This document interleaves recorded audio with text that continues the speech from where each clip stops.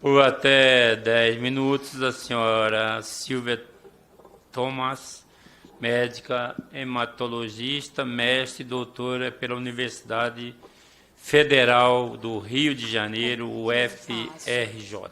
Passo para cá, né? Agradeço a oportunidade de falar, sou membro do Conselho, do Comitê Médico da Abrapem. Vou tentar fazer bem rápido, mas, espera aí, nem tanto.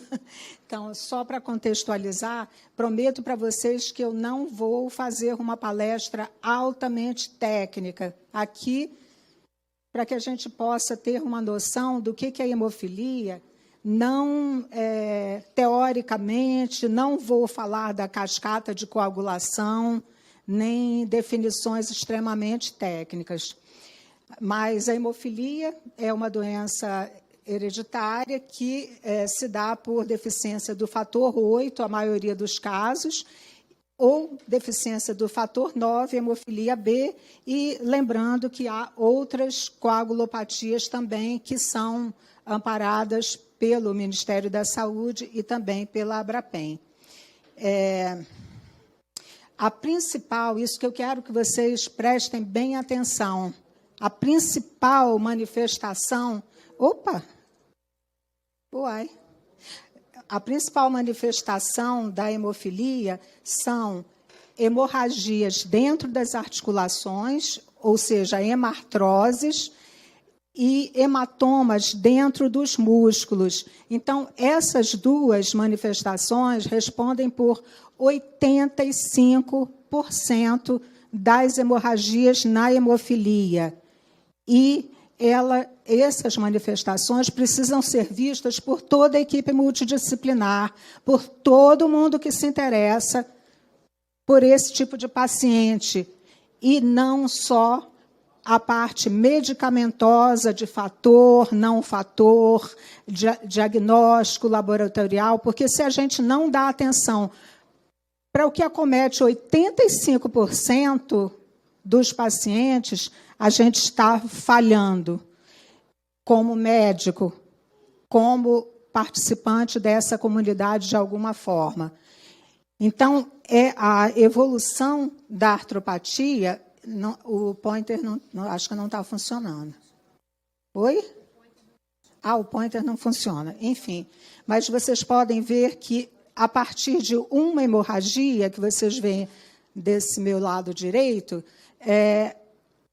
uma só hemartrose pode levar à destruição completa e inexorável dessa articulação.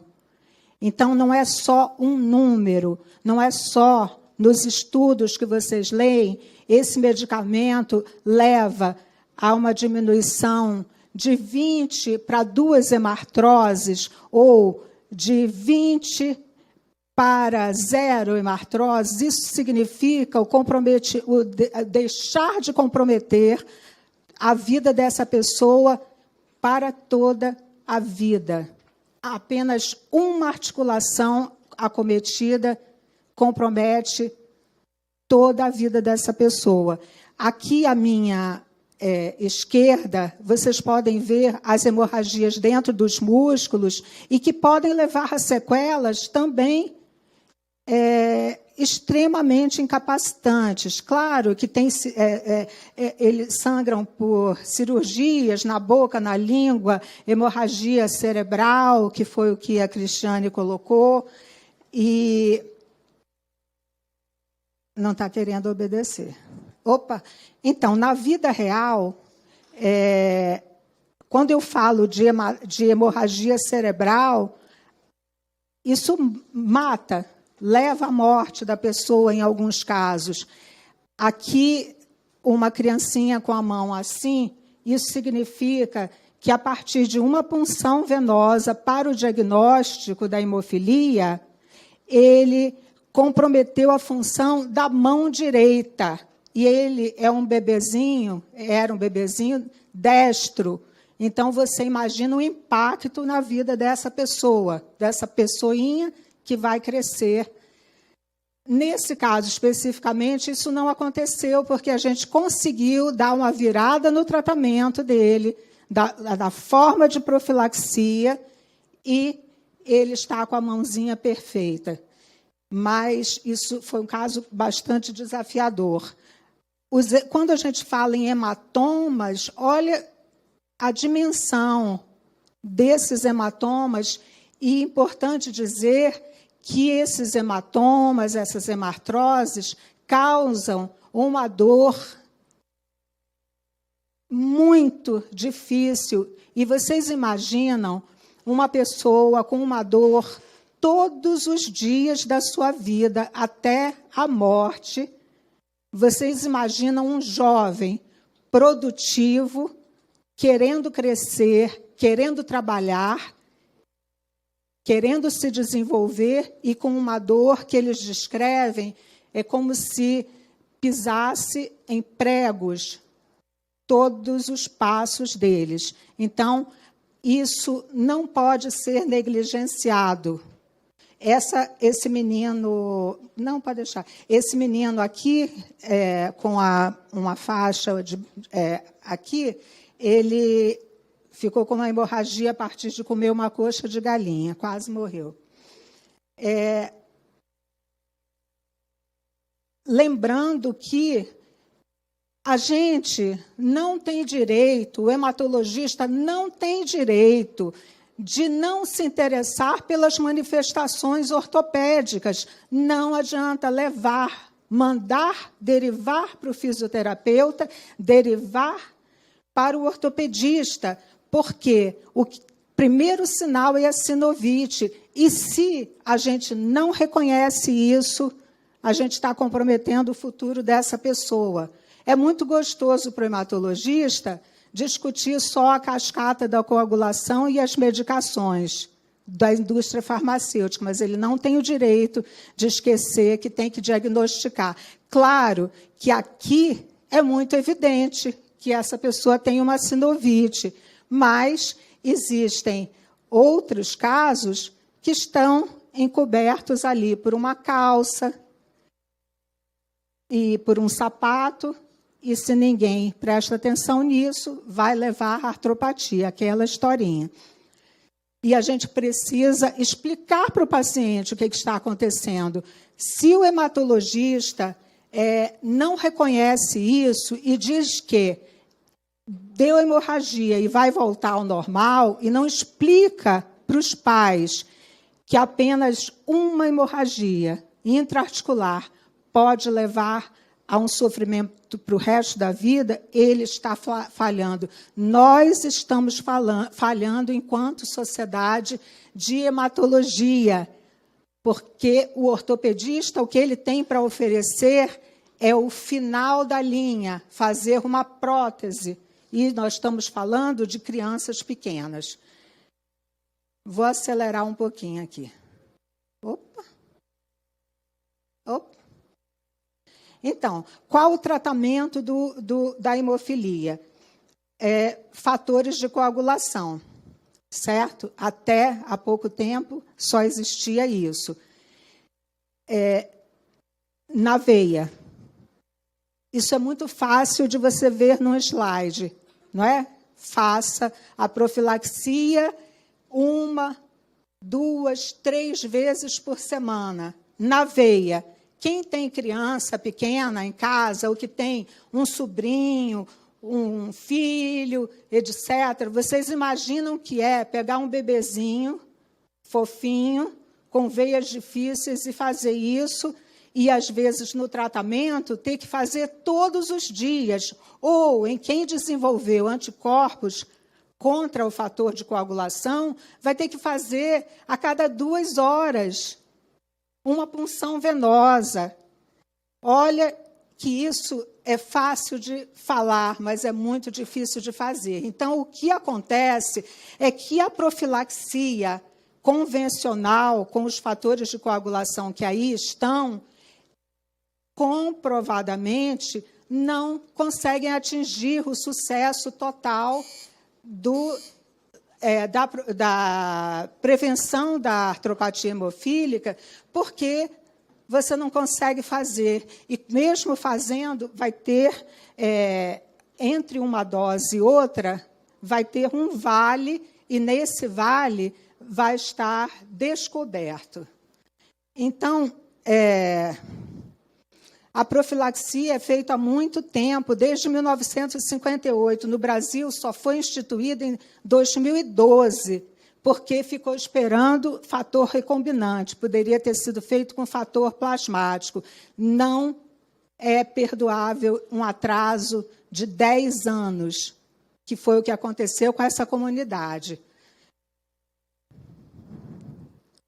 Não está querendo me obedecer. Então, desculpe, só um instantinho. Caramba! Meu Deus. Pronto.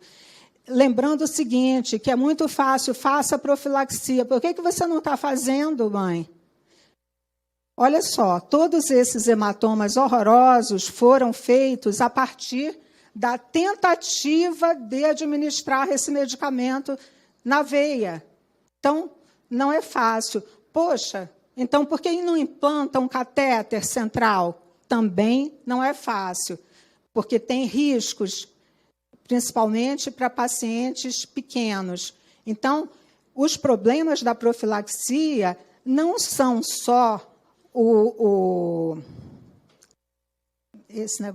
não são só uma comodidade posológica, você ter uma alternativa de uma aplicação que não é na veia, mas é subcutânea, ao invés de 1, 2, 3 vezes por semana, uma vez ou a cada 1 semana, ou a cada 15 dias, ou mesmo a cada 3 semanas, subcutâneo. Isso não é um luxo, não é uma conveniência posológica. É um sucesso de um tratamento que previne todas essas complicações. Já estou terminando, tá? Então, não estou aqui fazendo propaganda de um medicamento, mas, infelizmente,